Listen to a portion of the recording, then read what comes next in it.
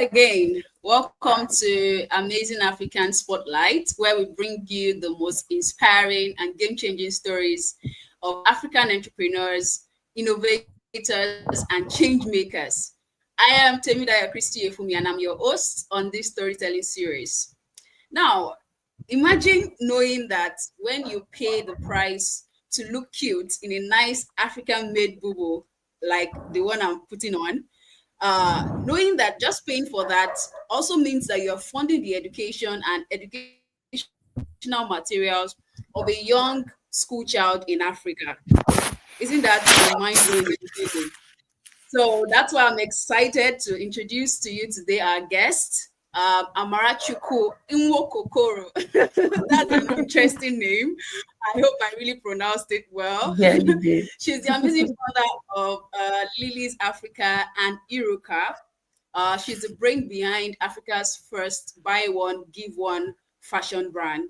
And in this interview, we are going to go deep. We would uncover the exact moment Amarachi knew she had to take action, the challenges she overcame, the game-changing lessons you can apply to your own journey, and trust me, you won't want to miss the surprising twist in her story. So if you love hearing real stories of Africans making a difference, hit the like and subscribe buttons and turn on your notifications so you won't miss an episode. And let us know in the comments, what's your dream career? What's your dream business idea? We might just feature a guest to help you on your journey. So stick around and as we get into it. Hi, Amarachi. Welcome to the show. Hello. Thank you so much for having me. If I had known, if I had caught the vibe, I would have matched with you this. Oh, no worries. I'm just trying to, should I say, stick with the African theme, Yeah, I should idea. have. Sorry, I'm so sorry. I should have. This is No, it's fine. I love that you're looking comfortable. Okay, Amarachi, can you describe to us and everybody listening, who are you in one sentence? How would you describe yourself? How would I describe myself? I think I would say in one sentence. Okay, sentence. I think I'm a go-getter. Mm. Yeah, a go-getter that sometimes gets tired. Actually, maybe that's a better sentence. So I think that's what I would describe myself as, a go-getter who sometimes gets tired. In the sense of, like, I do have the visions and the dreams, but sometimes, it can get hard. It can get discouraging, but I'm still gonna go after it. Okay. I love that you were being real there, because sometimes because we are trying to achieve a whole lot, we're trying to be there, be big. We don't usually acknowledge the fact that it can be a tiring journey, and it's okay to be tired, right?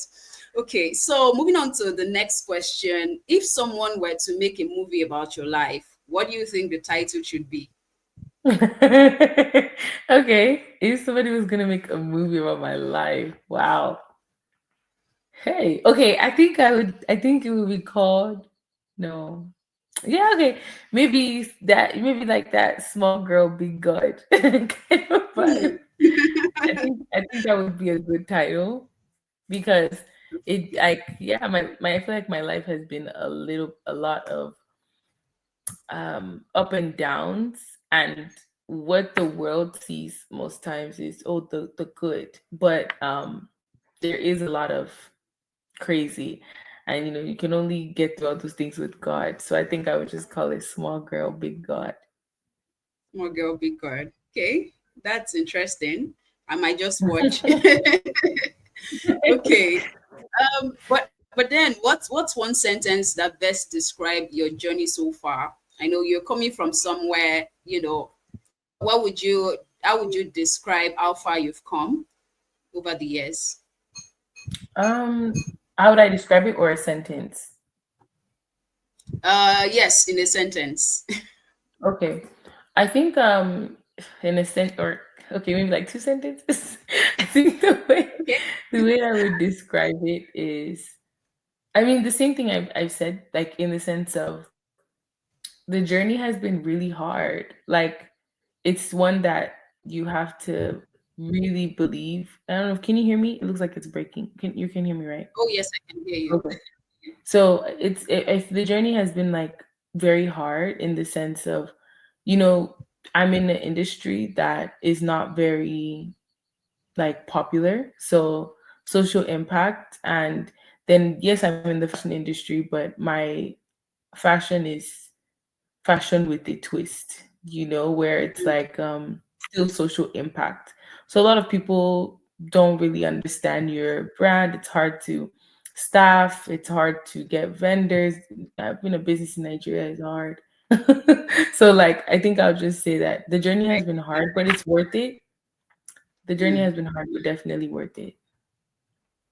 Okay, in a few moments, we would actually be hearing a bit about those challenges and how you've been able to, still thrive through them. But maybe you should take us a bit backward into the very background of you. How was your life before this whole journey of fashion and impact began? Yeah, my life was simple. I lived in I lived in the United States with my mom and my sister, or my family. Um, and I mean, I just wanted to be a lawyer. That was really it. Mm, I went to school and everything, and then all of a sudden, I mean, I always knew I wanted to go to Nigeria. I just didn't know I would end up living there. So I, um, yeah, I finished university and I'd given my life to Christ the year before, so 2020. mm, And so God told me that I was going to Nigeria. I was going to move to Nigeria, go to Nigeria. So I packed my bags. It wasn't that easy though. My parents fought me. Okay. My parents I can, fought me. and I Yeah. perfectly understand. Yeah. My parents fought me, but I mean, I went to go do my NYSC and I never went back. I mean, now I'm back. Presently, I'm in the US just to visit. But yeah, as for 3 years or going on 4 years, I was in Nigeria. And that was honestly the journey of impact really started in 2023 after my dad passed. But Mm, I mean, I always had Iruka since 2018, but I wasn't really doing it the way I'm doing it now. Then it was just a passion project. Like I just wanted to help people. But God showed me in that year of me going, those years of me being in Nigeria, what my true calling and everything was. And in those years, I started Lilies as well. I refined Iruka, and now we're where we are by the grace of God.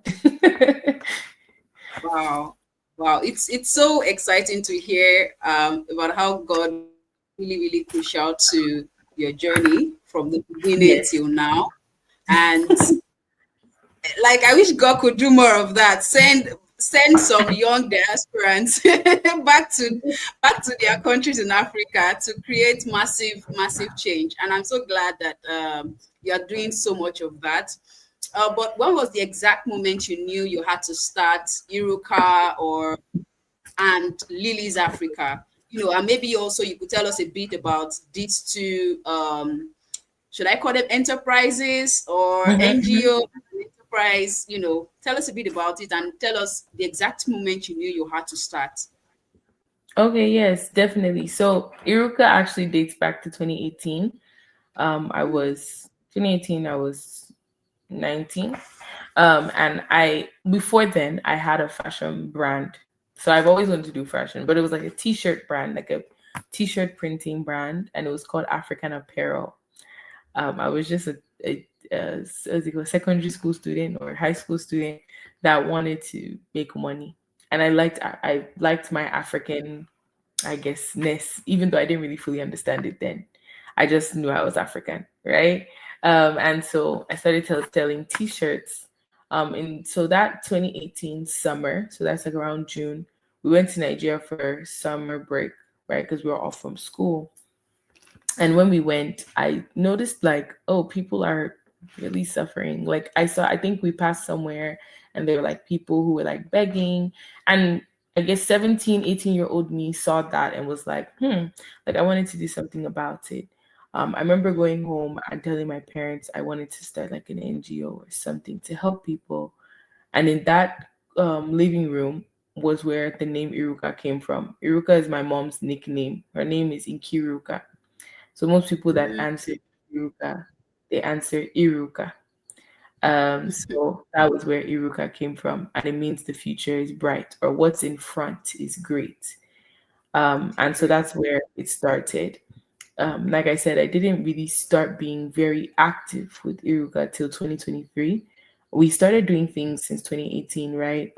But I'm saying like in the way that we do it now. So then we're just doing orphan visits, food drives, things like that. But with the structure and everything, that started in 2023.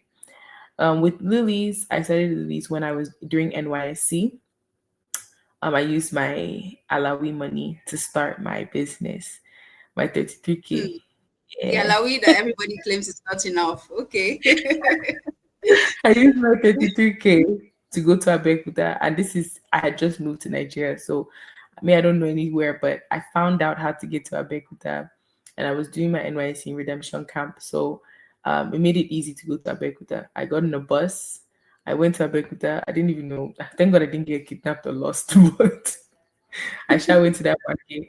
I found vendors, I found Adire, I bought it, and from there I started my business. So yeah. Wow. That was really bold. For someone who didn't grow up in Nigeria, going all the way to Abeokuta because of fabrics and all Right? that. That was really, really bold. Even some of us who grew up in Nigeria might not be so bold. Okay, but if you could go back to give your 18-year-old self, if you could go back to give her one piece of advice, what would it be? You knowing what you know now.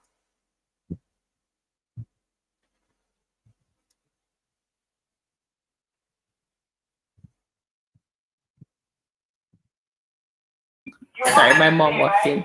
Okay, so That's why.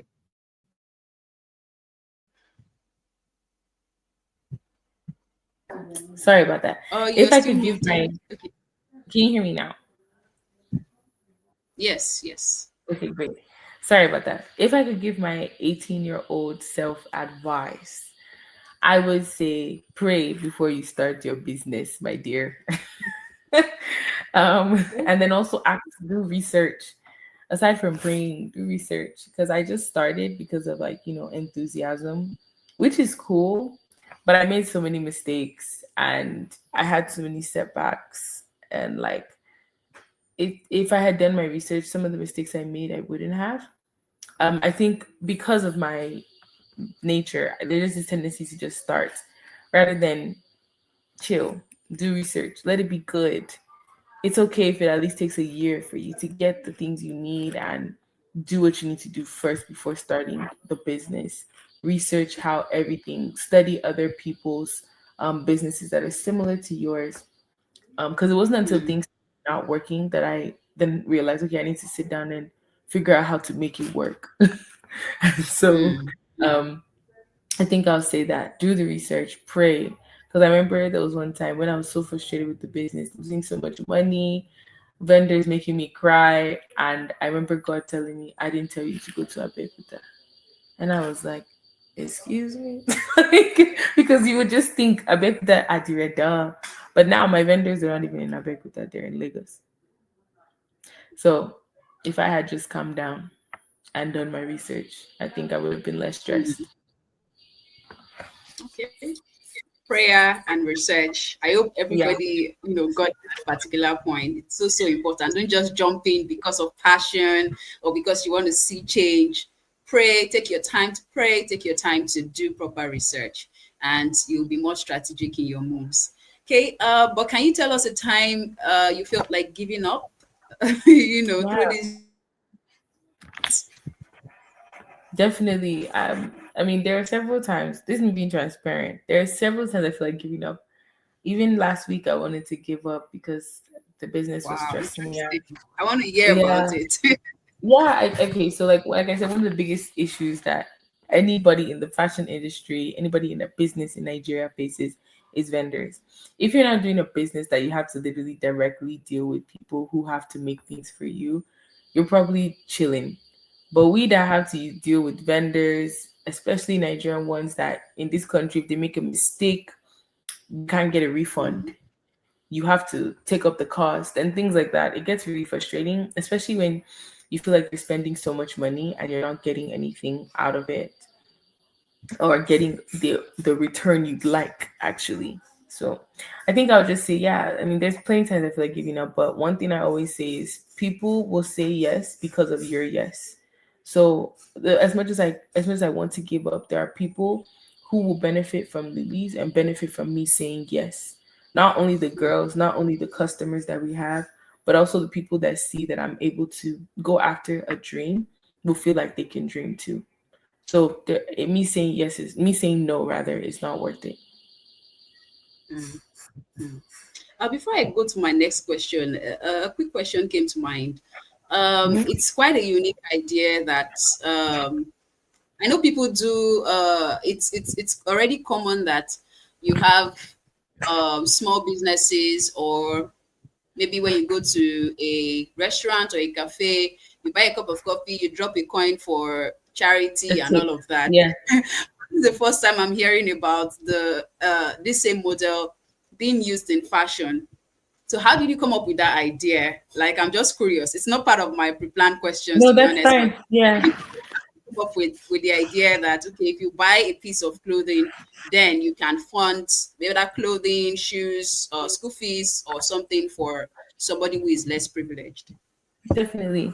I think the idea of it first came from Tom's. It's an American brand that sells or used to sell shoes.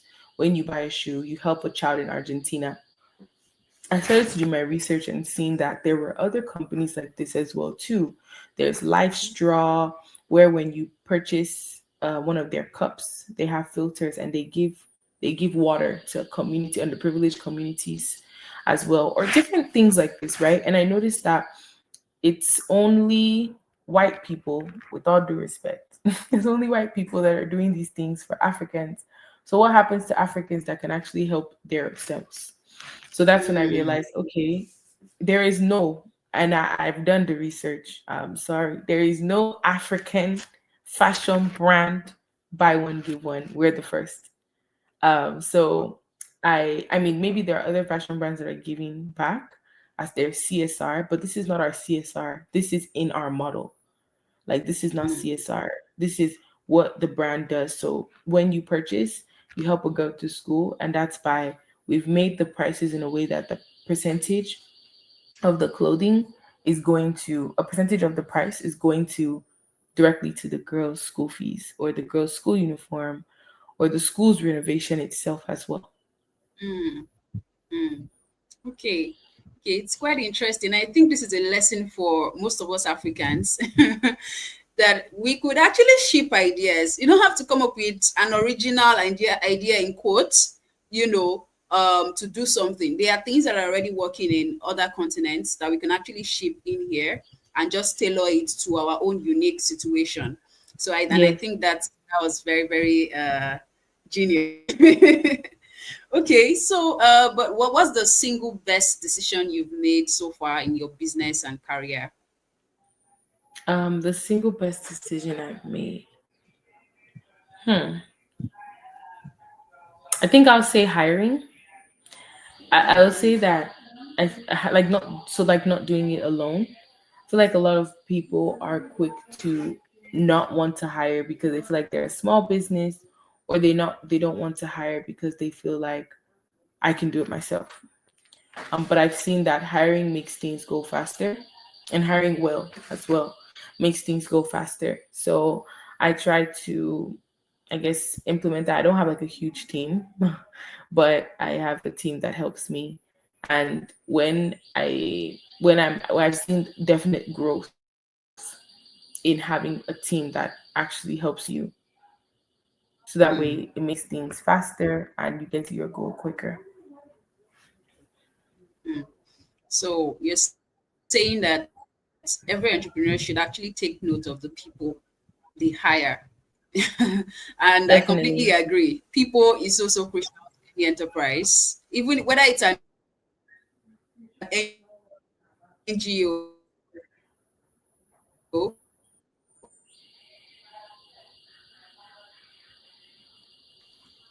I think I Am I back? Can you hear me?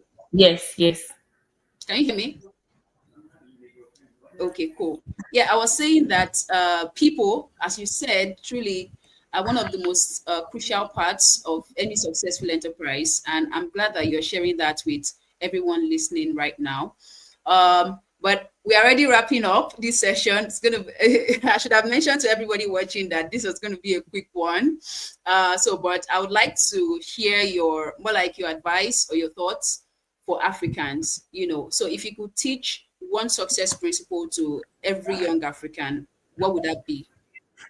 Oh, this is a good question. I'm really enjoying this session, by the way. I think what I'll say Okay. is I think we need to, if I could speak like to Africans worldwide, right? And they would give me their ear rather. What I would say is the odds are already against you. Let's just be honest. Um, Regardless, whether you're from Nigeria, you're from Cameroon, wherever you're from, they already look at you like you're not worth it and you're not going to get anywhere. So why give up and why allow them to have that perception of you? I think the biggest thing I'll say is build capacity. Don't take the bare minimum. I know the country is hard because that's an excuse that we like to use a lot. And I call it an excuse because we are born thrivers. Africans thrive in almost any place that they go. So when we keep using the excuse and say, oh, the country is hard as an excuse to be the bare minimum,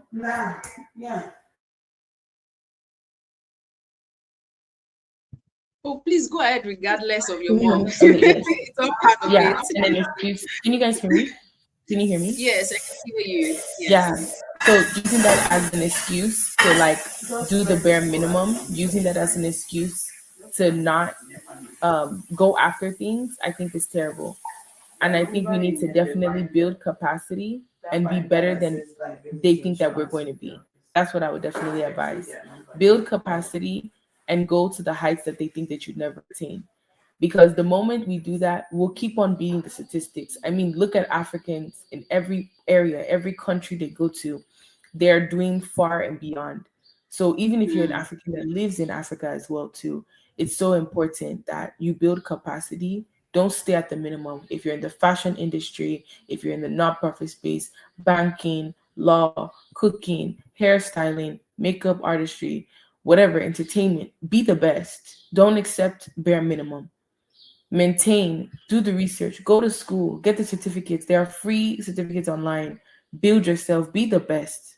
Because at the end of the day, as much as they don't like us, I feel like God handpicked African. I feel like being African is a flex. Like, oh my goodness. Mm. Like, remember that and don't. Yeah, I think we should remember that and embody who we are. There's too many Africans trying to form all this accent that doesn't make sense. There's too many Africans that don't like to look African. And that's part of why we started the list because we don't want Mm. to I don't want to wear white. I don't want to wear white clothes. I don't want to wear what they call it? Yeah, I don't want to wear like contemporary clothing. Wear African clothing. Wear it to work, wear it to school. It's cool. This is who we are, and I think young people should embrace that more. One country I think that embraces it well is Ghana, but I could be wrong. But I know when I went to Ghana, I just feel like it's kind of from like a profit base. But let me not go there for the Ghanaians come for me. But I would just say that just love being African. It's truly a flex. It's truly a flex. So the sentence or the tagline to pick out from that is being African is a huge flex. Yes, So it be proud is. of that. It Wow, is. I It really love is. that you're advocating for Africa itself and not just the impact you're creating on the continent, but also the fact that you recognize our value as Africans and you are promoting that via everything that you're doing. So on the final note, before I ask you to tell us about how people can support your work. Um, can you share with us your boldest vision for Africa in the next 10 years? Wow. Okay. My boldest vision for Africa in the next 10 years. Okay. Um, hmm. That's a hard one. Okay. My boldest vision for Africa in the next 10 years. I think okay. Okay, so that I don't start rambling, I think I'll just talk on the percentages. Like, so what I mean by that is, like, when you look at the different statistics that they put online about Africans, like, oh, Africans right now, okay, I think they gave those statistic I saw about rating Nigeria as the worst something something. So by in the next 10 years, I want all those statistics to change. So, oh, Africa has the highest mortality rate. I want that to change. Oh, Africa has the highest number of children out of school. Like those statistics that make us like, oh, the worst. I want them to change in the next 10 years. So I would like to see massive growth in industries across the board in Africa. I think that's what I would say in the next 10 years, because I think that would be growth for us, even if leadership is not completely fixed or anything like that. I think I would like to see an increase, like a change across the board, and I think it's possible. I mean, look at Liberia. We have our Liberian president. The Liberian president is a woman, one, and two, she's deporting Americans. Like, that's crazy to me. Like, I think the statistics can change. I think the Wow. statistics can make a. I mean, because that's already one statistic changed. I mean, she's now amongst first female presidents in the world. So I think we can make some changes towards statistics. Wow. I really love that. And that thing about Liberia, that's an interesting Yeah, she's not playing. She's deporting move. them. She said, "Don't come to my country." I thank you so much, Amarachi, for your time. But before we go, can you tell everyone how they can support you and support your mission in Africa? Yes, definitely. I would just say, I mean, one, definitely follow us on Instagram at for Iruka it's at Iruka official, and for Lilies is at Lilies Africa. That's it. And of course, you can follow me personally at AMMYCHI _ and that's really it. And I would just say another way you can support us is by being a part of the change, because it makes our work easier if we don't have to worry about you. So also try to make efforts towards change, because it will make it easy for us to also do things as well. So yeah. Wow, thank you so much. Such an incredible conversation. I wish we could go on and on, but time won't permit. Thank you so much for so many golden nuggets of wisdom. Everyone, I hope you picked one or two lessons. I think one thing I definitely picked was, if you're starting something, whether as an entrepreneur or you want to start an NGO or whatever, ensure that you pray thoroughly before you start, and then you make your research. It's not just about the prayer, but also about doing the work. So you make your research before you start. So thank you so much, everybody, for listening, for watching. Tell us in the comments which part of today's conversation resonated with you the most, so that we can keep the discussion going. And if you want to follow Amarachi's journey and connect with her across all social media platforms, I only have the name Amarachukwu Nwokokoro. I know she has that on LinkedIn, but you can also check out her works at Lilies Africa and Iruka on Instagram and on LinkedIn. And if you love this episode, don't forget to like and subscribe and hit that notification bell so you don't miss an inspiring story that I'll be sharing next. Also, share this video with somebody who needs to hear it. There are so many Africans who need to see this perspective and see another African doing so much on the continent. And our next episode, we have another powerhouse guest who is making an exciting impact on the African continent. And trust me, you don't want to miss that.